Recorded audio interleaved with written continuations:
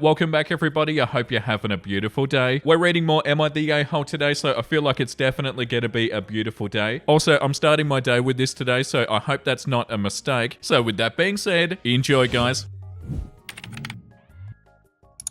Am I the a-hole for separating my finances from my husband because he won't quit giving his parents money? Okay, so before we even read this, probably not. Me and my husband have been together for over 9 years and separating our finances never occurred to me until this past year. I'm the saver and he's the spender. In the beginning, it didn't bother me because we had 2 incomes and wasn't rich but did live pretty comfortably. His family has always borrowed money from us but rarely ever pay that money back. I personally don't lend money, not even to family, but I don't stop him from lending his. A few years ago, my husband was in a bad car wreck and can no longer work, so I became the sole breadwinner. He now gets disability, but that was a 4-year process. In that time, we dwindled our savings to nothing and we came close to losing everything. Our debt mounted and there was nothing I could do. When he received his back pay, I only asked him to pay off his vehicle loan, in which I've paid over 50 grand on in the last few years, and also put some in savings. He did neither. Instead, he blew the money, loaning over 10 grand to his family and paying nothing towards the debt that we created. During this time, I was able to save some money from my paycheck, but not much, and I had plans to pay some debts off once I had enough saved, and he knew that I was saving to do this. About a month ago, I noticed over 700 missing out of our savings, and I asked him what happened. He replied with, I loaned it to my parents. I asked when he was going to receive it back because that money was already spent, and I needed it. He said, I don't know when they can afford to. I blew up and I lost my crap. He didn't ask me. We didn't speak about it. He did it behind my back because he knew that it'd piss me off and that I'd say no if he asked me. We had a huge fight. I figured after that fight he would stop, but no. Yesterday I checked my account and another $1,000 was gone. Gone where, you ask? He gave it to his parents. I'm so mad that I see red. I flat out told him that as of today, I'm done with his parents. I'll pay half the household bills, I'll buy food, and that's it. If he wants to lend all of his disability to them, fine. But I'm not going to go bust my ass 60 hours a week so he can keep giving our money away. So am I the a-hole for going to the bank and withdrawing all the money that I put there and opening a new account that he doesn't have access to? He seems to think I am and says that I should want to make his parents happy. I would like to see them happy. I just don't want to pay for that happiness. Oh no, you're definitely not the a-hole, OP. You're doing the right thing. Literally, the first step in this situation is getting a bank account that your husband doesn't have access to so that he can't do stuff like this without your permission. And that's what you're doing, and that's great. There's no way your husband is in the right about this. Does your husband really feel like he can give away your money without even asking? Like, surely not. Yeah, no, you're doing the right thing, OP. The top comment says, not the a-hole. You should have done that way sooner if he's like that with money. It seems he has no sense of how to handle money and no idea of what will happen if you're in debt. Sounds like he has this from his parents and family, as they also always borrow money and never pay back. Separate your finances and also review your relationship if your husband thinks so little about you that he put his family way above you and not even talked about it with you, but then uses you as an ATM for his family. Yeah, that's a really good point. The family obviously sucks with money, and yeah, your husband does too. I don't understand how your husband possibly feels like he's in the right. It has to be denial or something, or some sort of mental gymnastics anyway, and if he's somebody who goes into debt and doesn't even worry about it, denial would definitely make sense. This comment is also really interesting. I don't think OP is going to leave him, but her post history makes it clear that this isn't even the worst issue when it comes to her in-laws. There's a locked room in her house that the in-laws use for storage and OP isn't allowed in it. His parents tried to move somebody into her house without asking her. She spent years paying for his parents' bills, her sister-in-law's bills, taxes and utilities and repairs, whatever stray sister-in-law brings home. She was doing all the cooking, all the cleaning, all the shopping and driving for both her house and her in-laws, while parenting her sister-in-law's kids because she's an addict and couldn't be bothered. Husband got a paternity test behind OP's back because his mother told him the child wasn't his. OP said, I only found out because sister-in-law let it slip a few years later, and SO said it was no big deal because he knew that she was his daughter, and he only did it to make his mother happy. These posts by OP were written 4 months ago, and she says they finally went to therapy and she thinks it's working. Quote unquote, he's seeing the error of his ways, but I guess it didn't last. This is never going to get better. Husband's whole family suck, and they've always sucked, and he'll continue to let them suck his wife dry until she finally collapses under the weight of it all, at which point they'll call her a bad wife and a mother and blame her for everything. OP babe, you deserve so much better than this. My god. Yeah, that's so wild. The family sounds so awful. OP does have another Am I the a-hole post here from 4 months ago, so I'll read that one too. So keep in mind, this post is from the same person. Am I the a-hole for asking my husband to move because I'm fed up with his family? So they're obviously sick of the family. When I met my husband, he lived between his parents and his sister in a home that his parents owned. Before Before we got married, his mother was diagnosed with stage 4 colon cancer, and his father had several heart attacks, so we decided to continue living there to help his parents out. I was the stay-at-home mum who took care of the needs of both households while he worked. There's an extra bedroom in our home that my in-laws use for storage, and I have never been allowed in there. I took this to mean that they don't trust me, and in the beginning it really didn't even matter. For tax purposes, they wanted to put the home we live in into my husband's name, which I had no problems with. However, they decided to tell him that it wouldn't really be his until they passed, and made him sign the back of the deed like he's selling it, and then took it back. They do things to him like this all the time, and they treat him like he's an irresponsible teenager, even though we've been paying the land and home taxes since we moved in. Eventually, his mother went into remission, our child went to school, and I found a career. Several years later, my husband was in a car wreck that devastated our lives and changed the family dynamic. He was confined to a wheelchair, and I became the sole breadwinner. Now his parents have started to complain to him about me. They're mad that I stopped cooking and cleaning for them. I work 12-hour shifts, sometimes 6 days a week, and I barely have time to breathe and take care of my own. One day I stood up for myself and I asked why they couldn't get their youngest, who has no job, to do it, and they informed me that it was my job because I live here rent-free. Oh god, they are awful. A few years back, me and my husband brought a plot of land to eventually build a house of our own. After a recent argument with his parents over them trying to move somebody into the locked room in our house that they use for storage. It's not the first time they've moved somebody into our house either. I asked him to look into buying a mobile home. Our original plan was to stay put until they passed, but after 8 years, I'm ready to live in a home that's mine, one in which I get to enjoy all of the rooms. I want my husband to enjoy all the time that he has left with his parents, but in the meantime, I need to live somewhere I feel wanted. I feel like I am the a-hole for asking him to move now. His parents are telling him that I'm just being selfish and that I should act more like family. Am I the a-hole? Update, I have started working on getting us out of the house with husband's help. We've been to our first therapy session and he is seeing the error of his ways. His mum hasn't let up and is throwing every trick in the book at us, but I'm standing my ground. My husband's taken over anything to do with his parents or sister. Thank you for the advice. Wow, okay. Yeah, that's a nightmare family, OP.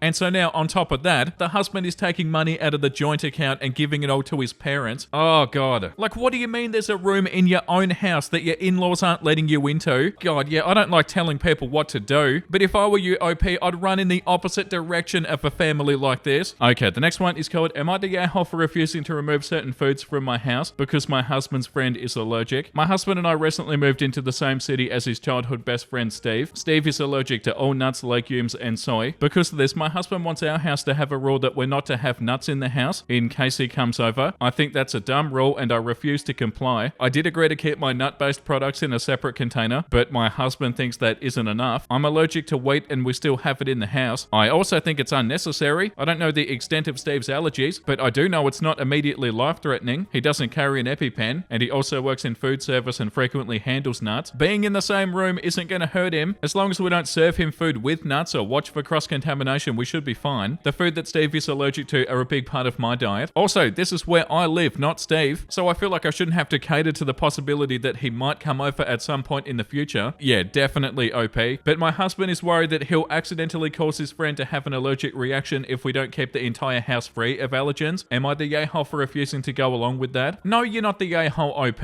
And you're right, it's your house. And also, why does your husband care about Steve's allergies but not about yours? That's so wild. Yeah, like this comment says, not the a-hole. This is where I live, not Steve. Beginning and the end of this as far as I'm concerned. And also this comment, husband when Steve has an allergy. My husband is worried that he'll accidentally cause his friend to have an allergic reaction if we don't keep the entire house free of allergens. Husband when wife has an allergy. I'm allergic to wheat and we still have it in the house. Not the a-hole. It seems you come second after Steve, if you come at all, which is a worry. Yeah, no, you're definitely not the a-hole, OP. Ask your husband why he cares more about Steve than he cares about you. That's so wild. The next one is called, am I the a-hole for refusing to move from a comfy chair in a coffee shop? I, 23 female, recently moved to a new place and I'm getting to know my neighborhood. A week ago, I found a small coffee shop with great cake. So yesterday, I went for a coffee. I freelance, so I set my own hours. The coffee shop is relatively small with under 10 tables available. I sat at the most comfortable looking chair in the shop, one of 4 chairs at the biggest table. I was a little into my drink and cake when a group of 4 middle-aged people asked me if I could move so they could all sit together. All 4 were on the larger side and I could understand how they would be uncomfortable on other seats in the shop. The one I was sitting on had a high back armrest and was plush with soft leather. I, however, would also like to sit comfortably. I told them they were free to take the other 3 chairs and pull an extra one to the table. They told me they had something to discuss among themselves and would appreciate it if I moved. Again, I told them I liked the chair and I was the first one there, so I was not going to move. They grumbled about selfish youngsters and gave me the stink eye, and then asked the shop to make their orders to go. When I told my family about this, my mum told me that it was selfish of me to take a table table of 4 when I was there by myself. Am I the a-hole? Edit. Yeah, there were plenty of other tables for 4 people. One would seat 6, but cramped in a corner. The chairs at other tables are not as comfortable. Right, so if there were plenty of other tables that could seat 4 people, why did they even try to come up to you to get you to move? I feel like it's rude to go into a coffee shop and go up to somebody who's sitting there and be like,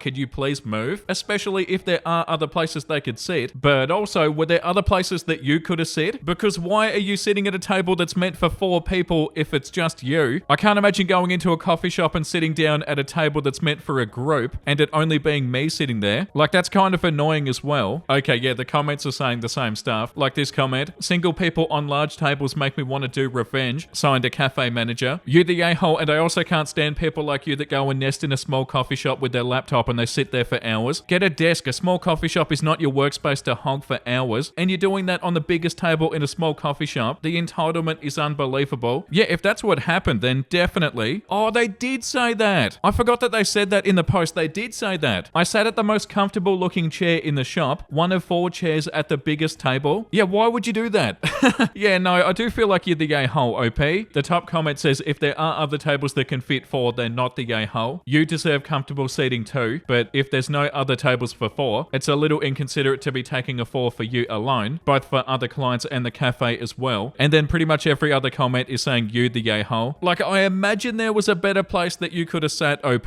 There's no way that you by yourself had to sit on the biggest table in the cafe. In the small cafe too, by the way. Yeah, no, you're definitely the a-hole, OP. Like, yeah, for sure, the other people might have definitely been rude, but it still doesn't mean that you weren't in the wrong either. If I went into a small cafe on my own and I took the biggest table in that small cafe for myself, I'd feel so bad. Like, that's definitely an a-hole move. Oh, and also, I don't know how the size of these other people mattered. I forgot about that bit. Like, didn't it say something in there how those other people were bigger? Yeah, all 4 were on the larger size, so I could understand how they would be uncomfortable on other seats in the shop. Yeah, these comments, you the a-hole, nothing to do with a comfortable chair, but you should sit at a table with the closest number of seats to your requirement. And the comment under that says, but these people were fat. And somebody else said, I'm glad somebody else commented about that because that annoyed me. That bit was completely unnecessary. The size has nothing to do with how comfortable the chair was, or the fact that she was hogging the biggest table just for herself. Okay, the next one is called, am I the a-hole for not appreciating the surprise getaway that my husband planned? For the past month, my husband, 27 male, and I, 28 female, have been in a rut. We've been arguing about so many trivial things. Last week, he randomly asked me if I liked eating s'mores. I said I don't care for them, and rarely do I ever crave them. He then asked me what I thought of cabins and camping. I told him I don't care for either, to be honest, and the only way I'd go camping is if it was a glamping experience. He nodded and said noted. Today, he tells me to be ready and dressed by 4 p.m. because we had a date planned. I put on a cute outfit because all he told me was that we have a special date planned. Any other time he said that, the date usually involves us going out to a fancy restaurant. So I put on a skirt, some heels, and a top. He sees my outfit, doesn't say anything. The only thing I noticed that was odd was that he brought his backpack with him. I asked him why, and he said that he just wanted to put his hoodie somewhere in case it got cold later. We get into the car, and 20 minutes into the drive, I ask him how far is the restaurant that we're going to. He smiles and says, about an hour. I pull up my phone and I start responding to some work emails to kill time. And then when we got to our destination, I got so upset. It was a super tiny trailer in the middle of the West Virginia woods. There was a small picnic table outside and just woods. I asked him what we were doing there, and he turned to me and said, surprise, we're having a couples retreat. Do you like it? I walk inside the trailer, and mind you, my husband knows that I'm extremely claustrophobic. There's no room inside this trailer. I start panicking because A, I need physical space, and B, I'm in heels and a skirt in the middle of the woods. C, he packed PJs, his toothbrush, and a change of clothes, but didn't think to tell me that I'd be needing anything for this date. At that point, I just blatantly asked him, have I ever expressed any interest in camping to you? He said no, and then I followed up with, you know how much I hate small spaces. What made you think I'd enjoy this? I just really want to understand. He didn't say anything. I told him I appreciated the gesture, but I could not for the life of me figure out how we thought planning this in the way that he did was going to help us get out of a rut. This isn't the first time he's planned something for me that I hated. And the worst thing, I've told him before, if I've never expressed interest in something, to please not gift it to me or plan a date around it. I do a very good job at giving him extremely thoughtful gifts and planning him very thoughtful dates and experiences. And today I just told him that it seems like there isn't any consideration for me in that regard. Am I the a-hole for reacting the way that I did? Right, okay, so yeah, first of all, I don't feel like you're the a-hole, OP. I don't understand. The only thing I feel like that makes even any sense is that it was a complete spur of the moment sort of thing. Like, what was the point? And what was it meant to achieve? I don't understand. And what, you were meant to go completely unprepared? to something that you didn't even want to go to. The top comment says, not the a-hole. I'm bewildered by the idea of him planning a camping and outdoor overnight type of event, not even hinting that you dressing up for going out to dinner was a problem, and not bringing along any toiletries or extra clothing for you. What was going on in this man's brain? I'm gonna bring my wife out into the woods in inappropriate clothing and with nothing for her to change into or to sleep in, and she's gonna be happy about it. I don't necessarily mind camping, but this entire experience would feel so disrespectful, and it would piss me the hell off. And OP said, I was so surprised to learn that he didn't pack me anything at all. If he packed me an overnight bag, I might have reacted different. I mean, yeah, sure, I hate small spaces. Would I have enjoyed myself? Probably not, but it would have been nice to know that my partner packed me my essentials, that he was thoughtful and intentional with the planning. Yeah, and also this comment, not the a-hole. He asked you what you thought of camping. You responded that you might not enjoy that, and he planned a camping trip anyway. You didn't respond in a mean or horrible sort of way. It sounds to me like you were actually pretty mature and respectful about it, while still getting the what were you thinking point across. And OP said, thank you. We also have very different personalities. My husband is a huge people pleaser, so if he were in the situation, he would have pretended to love it to satisfy me, all while internally hating the experience and building up resentment on the inside. But I find that behavior to be inauthentic. I'd rather be honest about how I feel so the person knows not to do it again. If I lied to satisfy him, he's going to think that I love camping and that I genuinely don't mind small spaces. I don't see how that would help either of us or our marriage in the long run. And OP also said I left. I made it very clear that I could not and would not stay. Okay, the next one is called, am I the a-hole for telling my skinny friend that she's obese? Hi, me and my friend are both 17 female, by the way. I'm obese, nearly morbidly obese according to the internet. I don't really care about that stuff because I think self-love is more important and I'm happy with my weight, but it's kinda an important part. My friend Maria is average, if not quite skinny. She's made fun of my weight before, but she's always said it was a joke. Right, okay, so that's not a funny joke. I already don't feel like they're a good friend. She constantly asks everybody in her friend group if she's fat. I understand being insecure, but it's genuinely really excessive, and it's weekly while we're eating lunch at this point. She never eats her lunch and she always throws it away, and then points to mine and tells me that I'm eating so much and that even half of that would fill her up. She said this every day for the past 3 or 4 months. I don't think she's on a diet or anything either. She just makes weird comments like that a lot. Today she asked to try my jacket on because she was cold. I thought she was actually cold, but after she said, oh my god, this is so huge on me. Does this actually fit you? Obviously, I'm paraphrasing. I don't remember exactly, but my other friend started to laugh. I told her she does look fat, and she looks fatter than me, and that my jacket fits her really well. She got quiet and changed the subject, but tonight she messaged me and asked me why I would say that when I know that she's insecure. I told her that I'm tired of her fishing for compliments and being rude to me because of my weight. She said that I'm just jealous of her, and she left me on scene. I asked my parents for advice, but they agree with her and think that I was very rude, but I don't know how else I would have made it stop. That does not sound like a friend, OP, and it's not like they didn't deserve it either. Like, them making all the comments they do about you, OP, is so awful. One of the top comments says a couple of things here. Number 1, get a new friend. This one's broken. Number 2, self-love is about so much more than being happy with yourself. It's about loving yourself enough to make sacrifices and decisions that are hard, like eating healthier and getting good exercise. And if you need to, finding out if there are medical reasons for your weight. Those things are all self-love. Love yourself enough to do those things. They matter. And number 3, it sounds like she had it coming. Gonna be snarky. Better be able to take snarky, not the a-hole. Yeah, I feel like the friend had it coming too. Like, yeah, what? The friend is allowed to be super rude, but nobody's allowed to do that to them? Also, this comment, thank God I'm not 17 anymore. Yeah, 1,000,000%. Yeah, pretty much all the comments are saying not the a-hole. Maybe a little bit of everybody sucks here, but yeah, that's not a good friend, OP. Like this comment too. Not the a-hole. I was overweight when I was younger and I had a friend like that, and I can tell you that she isn't your friend. You're just a prop to make her feel better about herself. Yeah, it definitely seems like that. Okay, that was such an adventure and I hope you guys enjoyed that, but I feel like that's enough Am I the a-hole for today. Time for something wholesome. I asked my 5-year-old to keep an eye on his sister while I served him dinner. I peek out of the kitchen and I find him like this. Wow, that's cute. I love that so much. What a legend. I will protect you no matter what. That's so cute when she deserves it all. Pizza and flowers. That's so beautiful. It's important to make sure that your loved ones know how much you love them. You looked super cute today. I know I didn't see you, but I know. Oh, stop it. You're too kind. Okay, that's enough for today. Thank you for watching, everybody. I hope you had a wonderful time. And if you did, you know what to do. Make sure you like and subscribe. And the comment of the day today goes to Michelle. Oh my god, welcome Chia. She's absolutely adorable. Definitely was the pick-me-up I needed after those nasty posts that you read. See you tomorrow. Yeah, she's so cute. Thank you all for being so welcoming to Chia. I think she's pretty happy to be a new member of the family. And yeah, guys, thank you for the support. It means so much to me. I'll be back tomorrow and I hope to see you then. Make sure you look after yourself and make sure you have a beautiful, amazing rest of your day. And you know what I'm about to say because I say it every single day. Bye!